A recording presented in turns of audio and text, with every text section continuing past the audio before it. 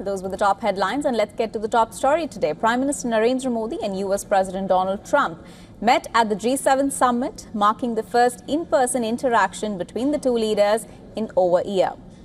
The two leaders came face-to-face during the G7 family photo. Prime Minister Narendra Modi and US President Donald Trump were seen interacting with world leaders as they walked onto the stage. As the group photo session came to an end, US President Trump walked off the stage with Japanese Prime Minister Sanae Takaichi and Italy's Giorgia Meloni. Prime Minister Modi was seen huddled in a conversation with German Chancellor Friedrich Merz as well as others. The ice-breaking moment came when world leaders gathered for the G7 roundtable session. As Prime Minister Modi entered the venue, he had a brief chat with EU Council President Antonio Costa, while President Trump was seen interacting with Italian PM Meloni. As Prime Minister Modi went toward his seat, Trump shook hands with him, exchanged smiles, and the two leaders had a brief chat. It was their first face-to-face meeting in the last 16 months. Then, sitting beside US President Donald Trump, Prime Minister Narendra Modi raised concerns over the safety of seafarers in the Strait of Hormuz.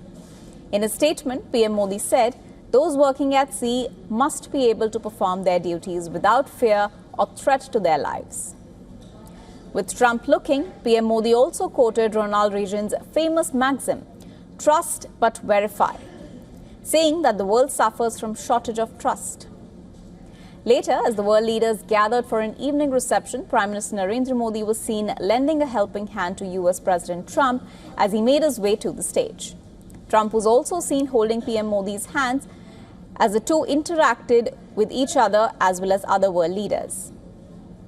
The warmth between the two leaders could mark an inflection point in the strained bilateral relations. All eyes would now be on the much-anticipated bilateral meeting between Trump and Modi, which is scheduled later for today.